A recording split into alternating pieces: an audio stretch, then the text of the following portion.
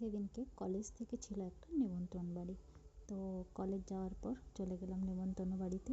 এদিকে ছিল ভীষণ ঠান্ডা, আর তারই মাঝে হচ্ছিল প্রচুর পরিমাণে বৃষ্টি। তো আমরা সেই বৃষ্টিতে দেখো একদম ভিজে ভিজে কিন্তু চলে গেছি এখানে খাওয়ার কাছে। তো আমি আর দিদি ছিলাম একসাথে, আর আমরা বৃষ্টিতে ভিজে এমন ঝোড়োকাক হয়ে গেছি সবাই। দিয়ে আমরা নিজেরা দেখে নিজেদেরকে হাসছি। আর কথা বলতে বলতে এদিকে দিয়ে দিয়েছে ভাতের সঙ্গে গরম গরম ডাল আর শুক্তো, এই দিয়ে খাচ্ছিলাম। আর ওইখানে যে ছোট্ট বাচ্চা মেয়েটাকে দেখালাম, ও হচ্ছে একটা লিপস্টিক পরে গেছিলো, কিন্তু খাওয়ার আগে বলছে, বাপি আমি লিপস্টিক পরে থাকলে কিভাবে খাবো। তো সেই জন্য তার বাবা লিপস্টিকটা মুছে দিল। আর বলতে বলতে এখানে শাক দিয়ে খাওয়া হয়ে গেছে। তারপর আমাদের এসে গেছে মাছ। তো এখানে দিদি বলেছিল দিদিকে একটা পেটি মাছ দিতে।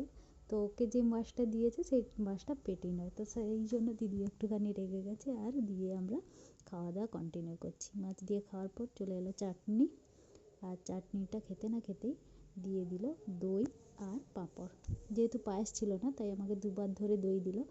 আর আমি এখানে বেশ মজ করে বৃষ্টির মধ্যে পাঁপড় দিয়ে দইটা খাচ্ছিলাম। এইভাবেই খাওয়া দাওয়া শেষ আজকের মতো, এখানেই টাটা।